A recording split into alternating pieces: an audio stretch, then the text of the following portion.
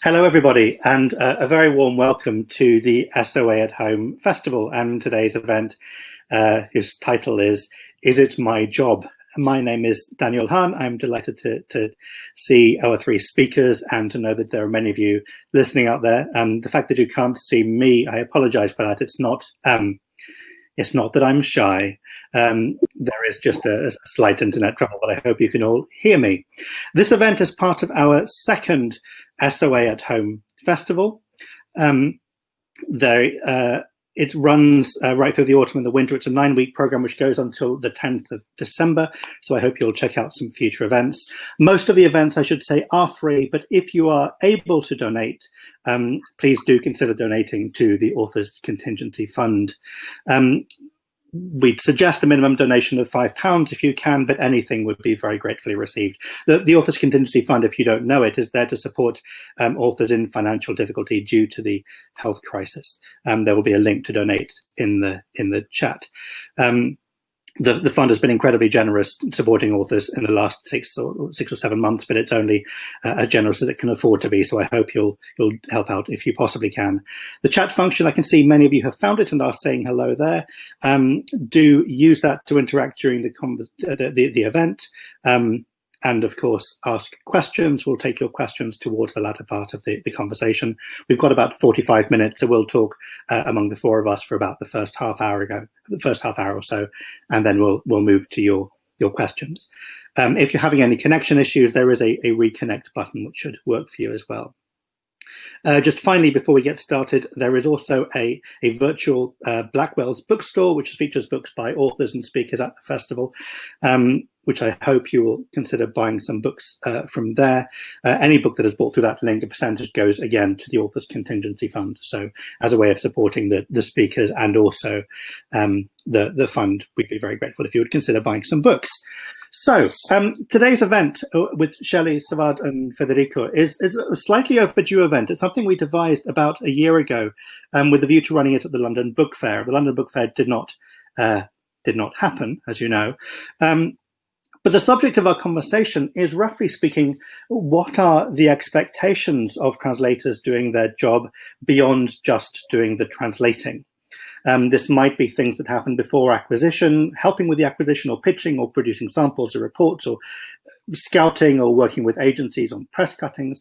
It might be things that happen during the publishing process and the production process, editorial things, liaising with an author, working on cover copy, fact-checking, briefing a designer, presenting at sales conferences, writing paratextual stuff of various kinds, or it may be stuff that happens after publication to do with interpreting for authors or translating interviews, programming events, doing your own promotional stuff, and so forth.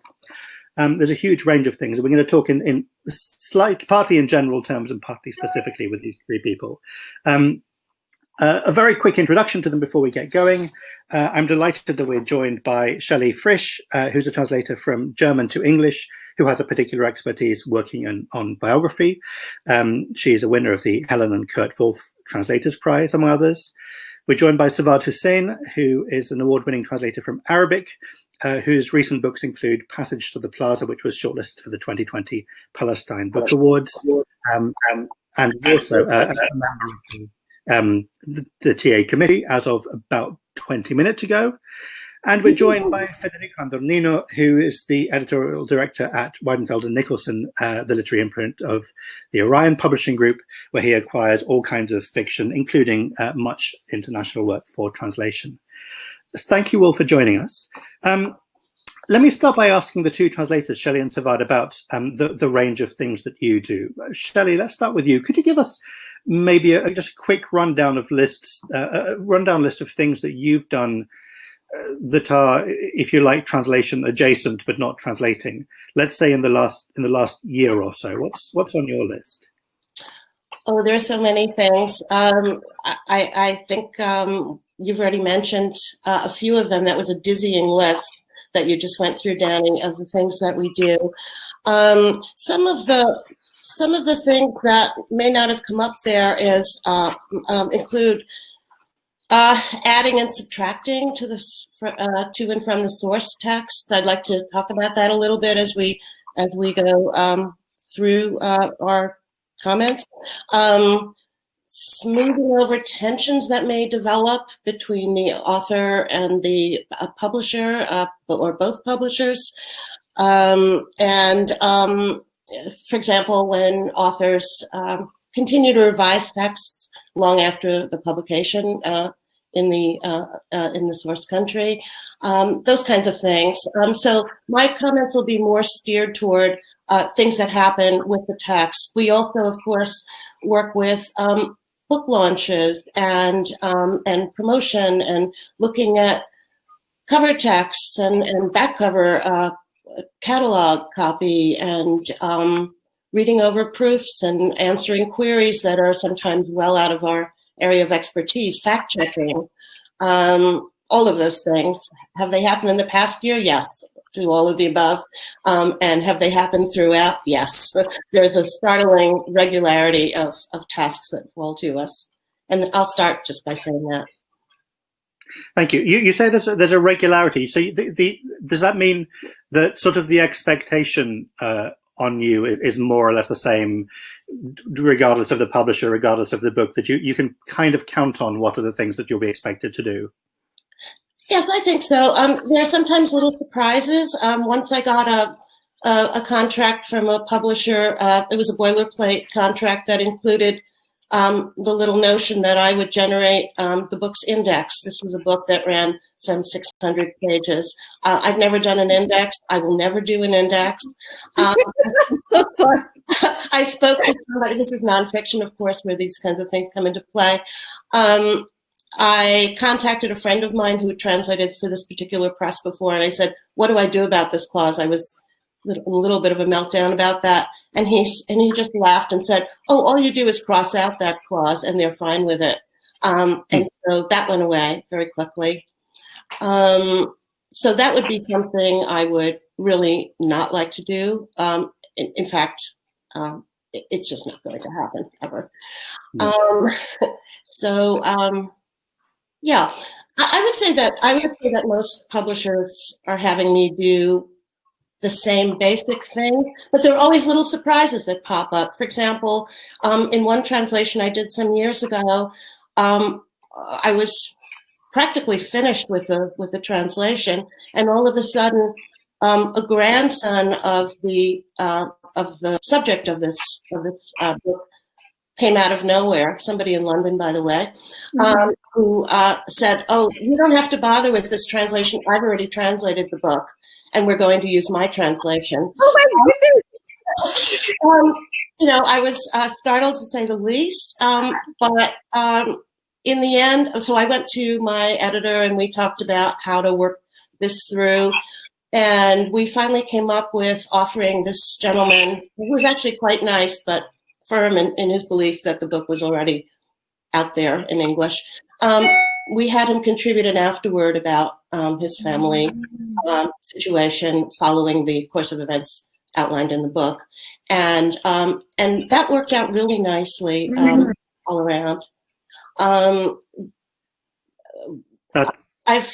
don't know if you want me to talk more about these kinds of things right now, or if you want to circle back in. I'll come back to a couple of things you've said, Shelley. I was interested, though, that the example of the index, which struck fear into me as well when you mentioned it.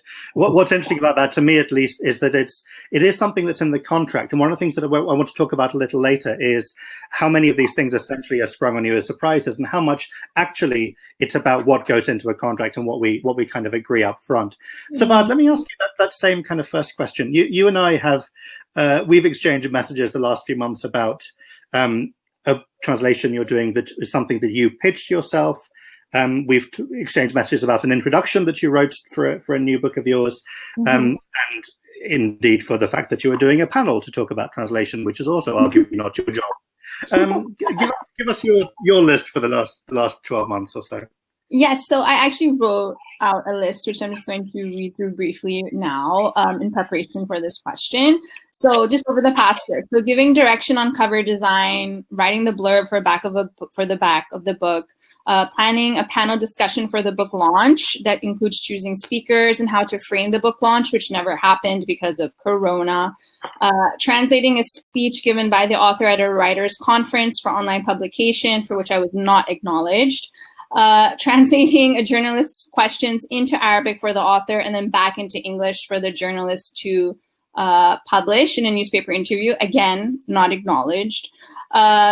Writing a translator's note to frame a short story collection, as you mentioned, finding an artist for cover art, communicating an editor's queries, which this is a very common one I do. So translating an editor's queries into Arabic for an author and then back translating the author's responses to the editor, whether straight onto a Word document or having a phone conversation with the editor to explain each of the author's responses to their queries, interviewing authors for an introduction for a short story collection, and also having to deal with translating publicity paperwork for an author.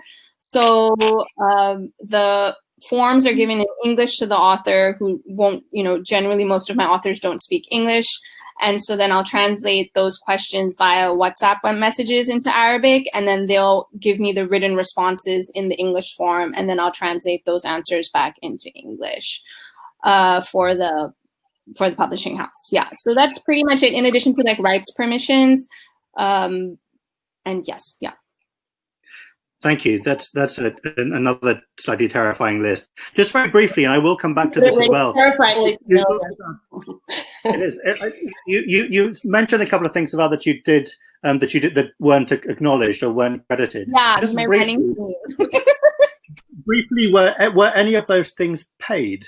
No. Or is that a silly question? No, so that's why I wanted at least acknowledgement. I said, if you're not going to pay me, at least put my name on it. I mean, these authors don't speak English, and you're just making it sound like they speak English. So they, then they might as well, it was perpetuating this thing that, oh, the author speaks English, so of course their book is in English, and so Sawad doesn't exist. Like, she never translated the book, she never translated the interview, so it just didn't sit well with me. Yeah. Okay, that's interesting. I'll come back, and I'll come back to the question of payment as well. Fede, let me ask you the sort of flip side, as the publisher who works closely with translators, and who is much kinder to your translators than the people we may be talking about in this conversation. How much variation do you have in how much your translators get involved, how much they help out in non-translation ways? What's the sort of ideal? I mean, presumably you also don't want translators involved more than you want them involved. Yes. Well, first of all, listening to these lists of tasks makes my job of defending publishers very difficult. For me, I think when the majority of extra curricular tasks that I ask my translators to deal with are to do with text most of the time, especially if I don't speak the source language, because we publish quite a lot from Italian and French, which I read. If it's Italian, I'll just deal directly with the author, but and with French to a degree. But I'm thinking specifically about a recent example. I think the translator is, who shall be nameless, but he's brilliant. But I think he's listening to this today, and they've been really extraordinary, because something that perhaps lots of people don't realize is that maybe they do, is that the standards of editing vary hugely around the world, but even just from say Italy to France to the UK, and our process, at least at our publishing house, is much more stringent in terms of clearing permission rights or just doing a proper copy edit. And so what often happens is that I have to ask our translator to get in touch, not just with the author, but with the original publisher in the original language, to clear out stuff that should have been sorted in the editing process at the very beginning in the original language. And so that is something that happens incredibly frequently. And it's not, it's not the author's fault necessarily. I think it's just a different traditions of editing, and it happens especially if the author has achieved a level of success in their home country that perhaps makes them a bit more difficult to edit, which is something that we experience in the English language as well. So that's the majority of the examples. And then there's there's the odd publicity requests if we get interviews in the media, and especially if it's a language that it's somewhat more difficult for the standard British newspaper to have, a journalist who is fluent in that language. If it's France or Germany or something like that, or even Italy, they probably have a correspondent in those territories that can help out. But if it's, say, Arabic or Chinese or further afield, then it's highly unlikely, and that's when we ask the translator to step in. And I'd like to say that we always push for acknowledgements, but you won't be surprised to hear that publications are incredible. If publishers are bad at naming the translator, publications are even worse. Yeah. Can I come back to the thing you were saying, Fed, about essentially translators being involved in that kind of editorial work, so actually working on the text? We have a question already in from a translator who may be the person you were talking about, I think, who refers to dealing with a poorly edited source text with factual inaccuracies or involuntary anachronisms. And it sounds like you're happy for the translator to be, or eager for the translator to be involved with fixing those things, presumably because in some cases there simply isn't anyone else who's in a position to do that. But one of the things that this translator asks is whether those issues about the translator kind of fixing things in the original, if you like, might be quite sensitive issues in terms of the relationship between the author and the translator, between the author and the publisher, even between the translator and the publisher. And I wonder if that's something you have to be mindful of, if the translator is going to be, if one of their jobs is going to be also editorial, if one of their jobs is going to be a sort of go-between as well. Yes, I think it is coming from the translator in mind. But I think it's an incredibly valid question, because obviously there's especially with authors who hopefully will be published for a number of years, you want to really build that relationship so that the same translator works on the same author for years to come. And the worry, I think, in this case was that the author or the original publisher who ended up dealing with lots of our queries might be slightly annoyed by the number of queries we had. I think, honestly, it really, it's more to do with the fact that the sort of source publisher will suddenly find themselves in an incredibly difficult position, because all these things that it's literally their job to catch before the original text is sent to print in their country, they just haven't done it. And we suddenly come in, and this is, the book I had in mind is a book that's already been published in other languages, which also goes to show that other countries, the translation process and the editing process might not be quite as stringent. And I think it's a real testament to the translator I'm talking about, who's been so particular and so careful in his translation that he's caught tons and tons of little mistakes or inconsistencies. And so it's not really an issue of the author being annoyed. I suspect the author is probably not 100% aware of what's going on, because I think the original publisher is trying to protect themselves by not sort of relaying all our queries to them. And I think it's more to do with sort of, they feel slightly guilty and they realize they haven't done a proper job, and that's when they become annoyed. But I genuinely don't care about that. I am going to sort of fight to protect our relationship with our translator and the author. And if that comes to a point where I have to email the original publisher and say, look, this is not our fault or the translator's fault, you should have done a better job to begin with, then I'm more than happy to do that. And actually, I quite enjoy sending those emails, because there's like quite cathartic in a way. I can imagine. They sound quite fun. Before I come back to Shelley and Sawad, Fede, there's a question that's come in. I'm taking some audience questions as we go, because they're relevant as they happen. But there's a question about whether, if there is a lot of editorial extra work, a kind of extensive amount, whether a publisher would pay extra, should pay extra, how you would think of a translator saying, actually, I've done an extra week of somebody else's job, how about a bit more money? Is that something which you welcome, understand, object to? How do you feel about that? I welcome it. I'm always for people to be quite upfront in asking for stuff and asking for retribution for their work. It sort of goes from case to case. I like to stress that, when we ask our translators to do their job, in this case, it almost became a sort of copy editing job that this specific translator has done on the text. That's not something that we ask them to do. It's just that they're so passionate and so sort of brilliant that they decide to do it themselves. And we will still always have, this is all happened before we even go to copy edit. So the book is still to be copy edited by their own freelancer. But yes, I'm more than happy for people to sort of email and say, look, I've done incredible amount of work and I'd like to be paid for it. I can't guarantee that the answer is going to be yes, but I think people should always ask. Thank you. That's very good to know. And I think we're also clear that just, as it were, just translating does involve all kinds of editorial work that I think should be included within the, if you like, the standard payment we're getting. But it's clear that there are some cases where the amount of work is so extensive and so above the top.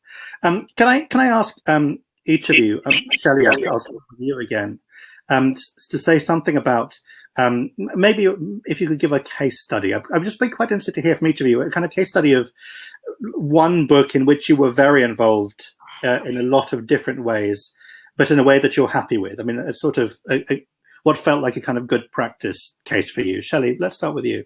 Okay. I'd like to give two sides of one coin. In other words, two case studies. I'll try to say them a little more quickly then in my New York rapid speech. So I've been asked to add and subtract, I think I mentioned this earlier, from source texts. And the subtraction one was a text that I was asked to translate that was originally roughly 600 pages in the published translation, in the published version in Germany. I understand from the publisher that the original manuscript that was handed in ran some 1,200 pages. It was cut significantly. And I was told, I signed a contract saying that the word count would not exceed a certain number of words, which would entail far more extensive cuts. And the author was supposed to undertake those cuts. It turned out very quickly that the author had no intention of making any cuts. She would send me loose Xerox pages with, oh, you can cut out this paragraph and that footnote, but then again, add these other things that weren't in the German. And it was worse than a zero-sum game. To make a long story short, the job fell to me to cut this book. I was initially very unhappy with that idea because it was lots more work. I did get additional pay for it. But in fact, it had the wonderful silver lining that I could make the text leaner, kind of leaner and meaner. I could take out some of the extraneous, repetitive stuff that would maybe not resonate with an English-speaking audience in the same way, and so on. And so once I did the cuts, it sort of gave me carte blanche to cut out what I considered the weaker parts and really firm up this text. And in the end, it was a finalist for the National Book Critics Circle Award, which basically never happened to a translated text before. So that was a nice thing. I got to stand up at the New School in New York and read from this book to hundreds of people in an auditorium, and it felt as though that was a very happy end. Adding, I once finished a translation of a biography. Notice I'm not mentioning any names. And the book had been copy edited, was already in production, and then all of a sudden the author said, there's a new book that's published by Princeton University Press, which is not the press I was translating for, but is in an easy bike ride of my house. The book has just come out, or just about to come out. It would be horrible if my book came out without including some sections from that book. Could you read that book and add some things to the text? It was in part about physics, which is, I never even had high school. Just a really daunting task. So I biked over to Princeton University Press and I said, I'm in this situation. What would you recommend? They said, we will give you a conference room and a samovar, literally a samovar of coffee. They had a really lovely one, looked straight from Russia. And you can spend a whole week doing that. But we ask only one thing of you, which is you read this book, a recent publication of Our Press, and it was called Women Don't Ask. And it was about how you have to ask for proper remuneration for your work. And so I went home and read the book, and I drafted a letter to my editor. I was very scared about doing this, but this person at Princeton sort of encouraged me to go through with it. And so I got my druthers together. I sent this thing off. In 5 seconds, the editor came back, sure, the amount you asked for, which was, I thought was quite a lot. Of course. I also asked for a research at that point and got one. Women don't ask, and not just women, people don't ask. And there are women and people, I think if we make the lines of communication apparent, what's happening and what the issues are, I've always benefited from face-to-face meetings with editors and ideally also with authors, or at least ongoing communication, so that we're on the same page, we're working toward the same goal, we're on the same team.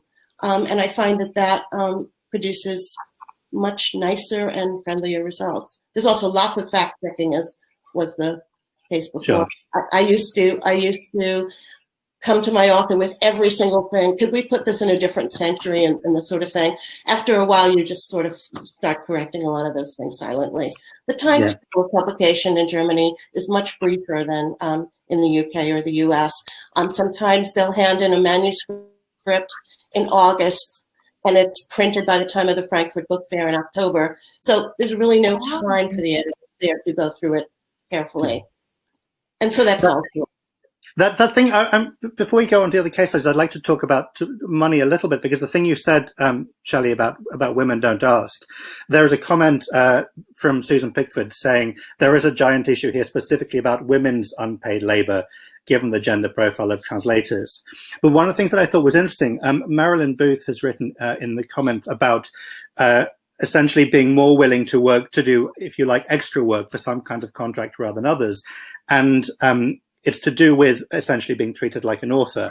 And I wonder, Sawad, maybe you could say something about this, whether you are more inclined to do things, we'll say, for free, if you have a stake in the book. Because I think there's an argument, if you're going to get a royalty, you have a stake in the book, and therefore maybe you want to do publicity, to ask you to do publicity for something in whose success you have no stake, maybe less reasonable. Does that factor into what you're prepared to do? Most definitely. If I'm, but also I think it depends on what stage of your career you're at, right? So in the beginning, I was more than willing to do a lot more than what I am doing. I'm still doing a lot of the same things, but I'm being more demanding and clear about how much of it I'm willing to do, whether it's unpaid or without, acknowledgement. I think also what plays into, for me, the equation is the publishing house and my relationship with the editor. So, for example, I have a very comfortable relationship with Seagull Books. I really get along with the editors. I've done 2 books for them. I'm looking to do, more with them. And they're also very clear in their contract, which I have to give them props for in the beginning. From the get-go, like in the contract, they've written like, oh, you'll need to write the blurb for the book. We're expecting you to do some publicity for this. Whereas for other publishers I've worked with, as Shelley was saying, it's just kind of surprise. Like, can you put this together by, this Friday? So I think definitely my relationship with the editor comes into play. And also just, if it's a really big publishing house, you obviously want to make a good impression and you're hoping that they'll come back to you, for more work in the future.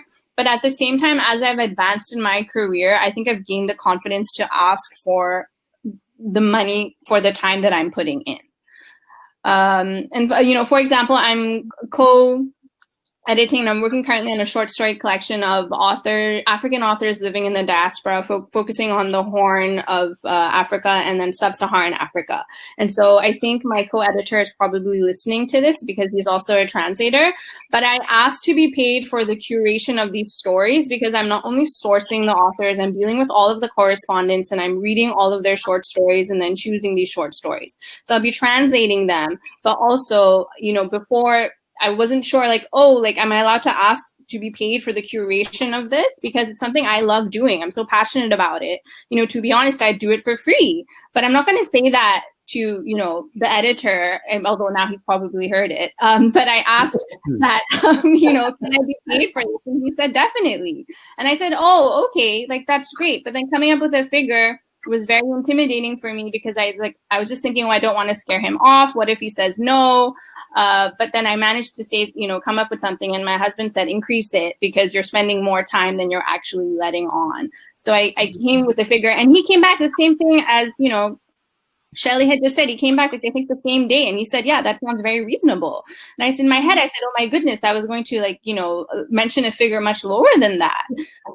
So I think a lot of fear plays into it, that you're afraid someone, you know, will say no. But I think there's no reason to be afraid of them saying no, because this doesn't mean the end of the conversation. It means the beginning of negotiation.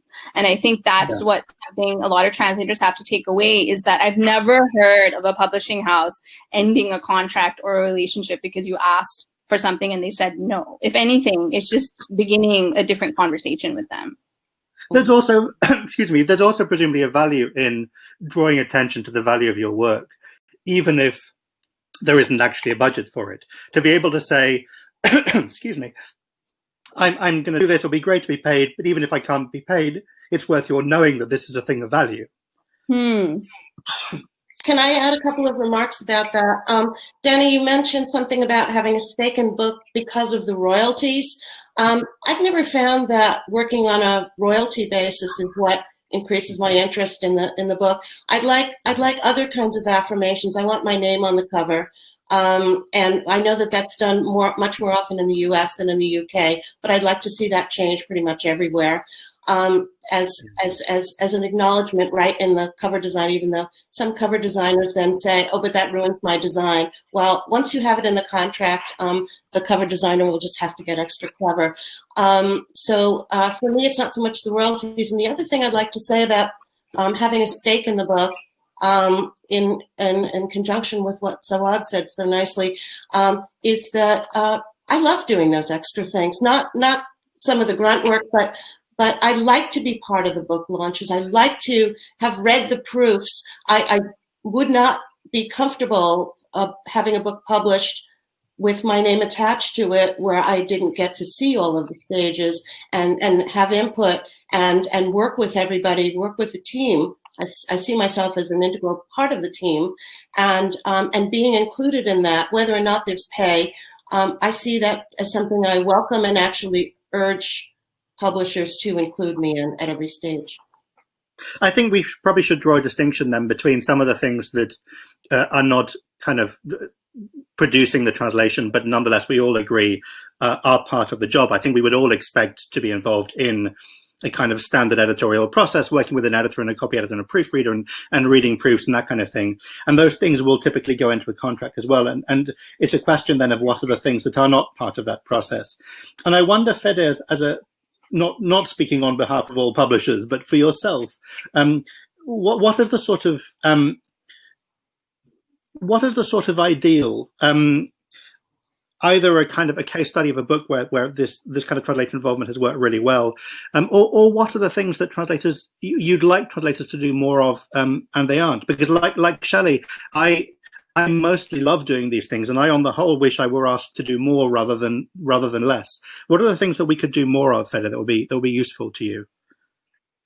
That's a very good question. Well, I agree that lots of the stuff that we've been discussing is sort of included in contracts and sort of given, taken for granted. Because in the same way, I would expect an author in the English language to read the proofs and help me with the edits, and that's actually a clause. If they don't do that, we might cancel the contract. So that is very much a standard. I think it's always helpful for me especially if it's a book written in a language that I don't speak, to have more, even after I've acquired a book, especially before I've acquired, but even after, to have more of a sense of the sort of the world around the book. So reviews in the original language, and ideally have some of those reviews translated.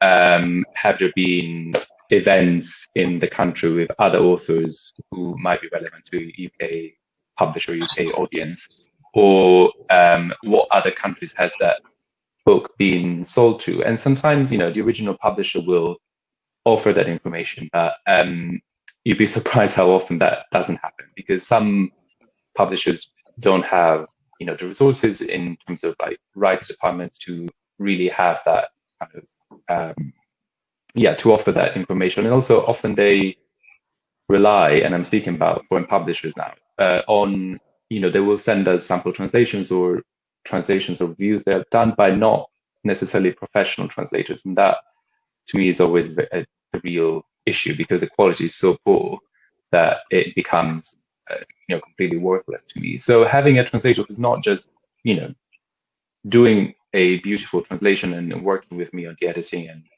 looking at the notes and reading the proofs, that's absolutely brilliant. But also someone who engages and says, oh, look, Fed, there's a new review, or in the same way that I put up Google alerts for my authors so that I get every little bit of information, someone who can help me get that information in a really proactive manner. And that, yes, will include sort of translating, say, reviews that come their way. And that's something that, it might not be in a contract, but it's a nice addition. I'm also going to say it's unlikely that we're going to pay you to translate those reviews, unless it's a, say, full-length interview in a foreign magazine that we want to pitch to a publication over here. That's a different scenario. But just give me, not just give me the book in isolation, I guess, but all the information that surrounds it as well. I think a lot of translators do that sort of in the pitching stage. So it's interesting for me to hear that sometimes you've acquired books and then are still looking for further information after you've acquired them. Because I don't know Shelley and Danny, but I think generally my experience is that all of that information, like, when I'm pitching, I'm putting all of that together so that the book isn't presented to you in isolation. But it's really interesting to hear that you would like more information even as the book is being translated. Yeah, I think that is it happens with books in the English language. There's this huge amount of information that arrives before acquisition, or right after, or in the run up to publication. Then as soon as the book is published, it's sort of, you go into complete silence until you reach, the next stage, which is often paperback publication. And I'm much more of the school of thought that is much more useful to me and to my colleagues who are not, I work for a publisher who is, for an imprint that is committed to publishing in translation, but it's not necessarily Hachette, which is the group I'm part of, that we're not necessarily known, apart from a few imprints, for translated literature output. So for me, it's always a slightly more uphill battle with books in translation. It's, publishing in general is an uphill battle. But it's a tiny steeper with books that are not originally in English language. So for me, it's not a sort of a specific battle, but it's a much more of a long-term campaign. So even a few months after the book is published, if there's some really interesting bit of news, that can really help me. So I much rather continue that conversation. And I know that's not always possible, but I like to sort of feed out information to my colleagues as much as I can, before, during, and after. Essentially. Yeah. Can I just pick up on something? This relates to what you were just saying, Fede and Sawad. I want to ask you briefly something about translators being involved in the kind of post-publication and in things like promotional stuff. There's a comment from Jeremy Chang who says that he was sent a contract that mandated that he would post on social media about the book at least once a week for 3 months after publication. but obviously for no pay. He didn't even have to say that it was for no pay. There's also a comment from Lawrence Schimmel, who says that a publisher for whom he translated a picture book is paying him an extra fee to do virtual school visits to promote the book, because in this case the author doesn't speak any English. And I wonder if you could each say something briefly about how you see the translator's possible involvement in promoting a book. And I don't just mean, making it possible for the author, so, interpreting for the author or translating the author's interview questions, but whether you see a role for the translator themselves as part of the kind of promotional machine for a book.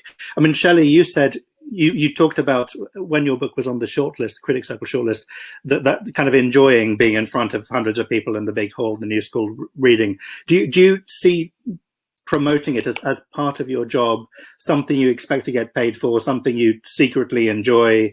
What's your relationship to that part of the process?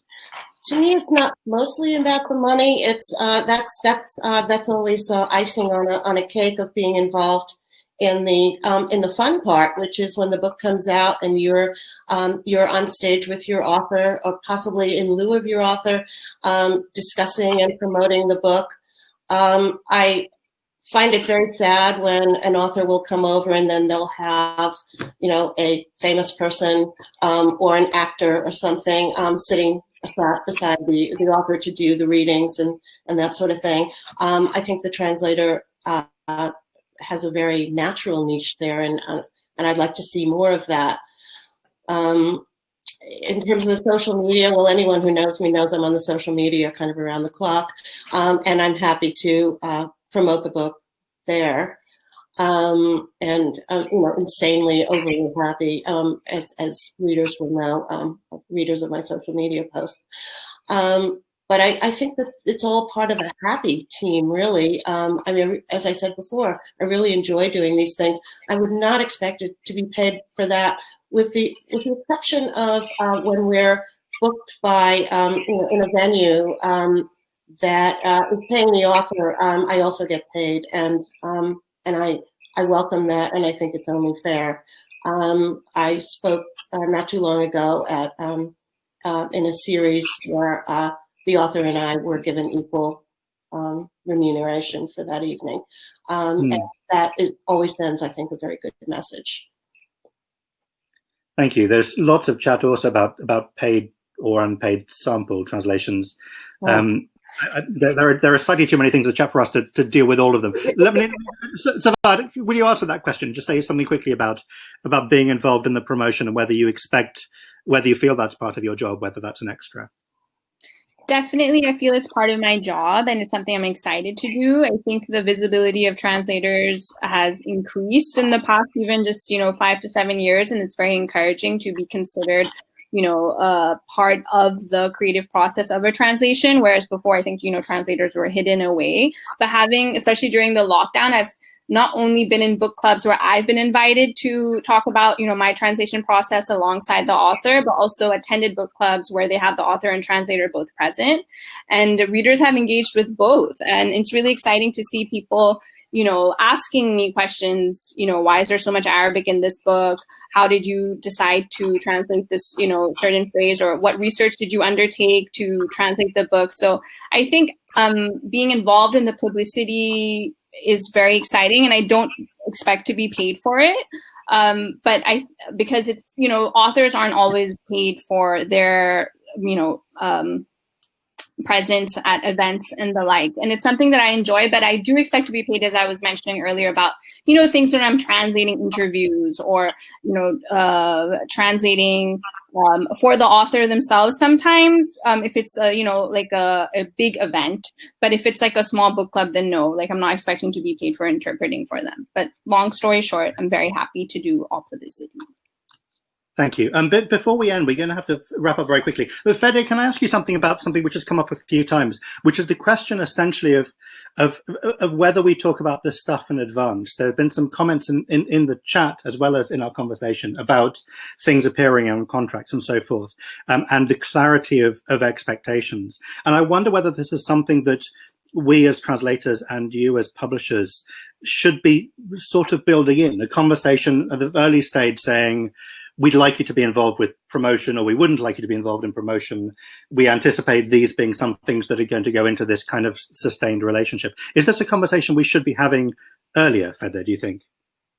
Yeah, I think it's always good to ask the question. I think our contracts will probably have quite a lot of detail in terms of the editorial side of the job, which is, the sort of core of the relationship. But it's extremely rare that we'll have something about publicity. It's extremely rare that we have it in our contracts with English language authors, unless they're a celebrity, and then we need them to commit for a specific number of days and events. But I think it'd be really good to have a sort of more informal conversation. I think from a publisher's point of view, it's really difficult to know beforehand, unless it's like a really well-known, established author, the sort of shape of the campaign. Because we commission a translation often many months, if not years, before we publish, and everything and anything can happen in between then and when we publish. And some books really take off, in which case we might need translators to do events and to go places with us. And I completely agree that we'll cover expenses when we ask people to travel, and if the events festivals offer to pay, then absolutely translators should get a fee. And I always encourage people to ask for money when they're dealing with our publicity teams, because often the answer will be yes, but if you don't ask, you won't get, which seems to be like a thread of this conversation. But it's impossible sometimes to know that all of that stuff is going to happen 12 months in the future. And I think specifically for the way I like to work, I like to have a very open relationship with my translators. So I always encourage people to ask questions. They might not be captured in the contract, but you don't have to have all the details in the contract for people to come to an agreement, I think. Yeah. Well, it also depends on different translators want to do different things, like different authors. Oh, yes, absolutely. Are comfortable doing things. And so partly it's about being kind of frank up front, but also it's about translators, I think, having the confidence to ask. There's been quite a lot of conversation in the chat about translators, especially early career translators, feeling kind of empowered to ask for things and to say no. We're going to have to stop. I'm really sorry we don't have any more time. There are so many more things we want to talk about.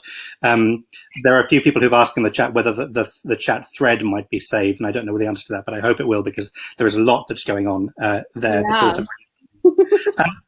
I should just say quickly before we go, the next event in the SOA at Home Festival is this same time as today's on Thursday, and it's afternoon tea with Ian Rankin, great crime writer. So if you want to get to come along to that, go to societyofauthours.org/events, and you can book and you can see more information about the other events that are coming up in this great festival.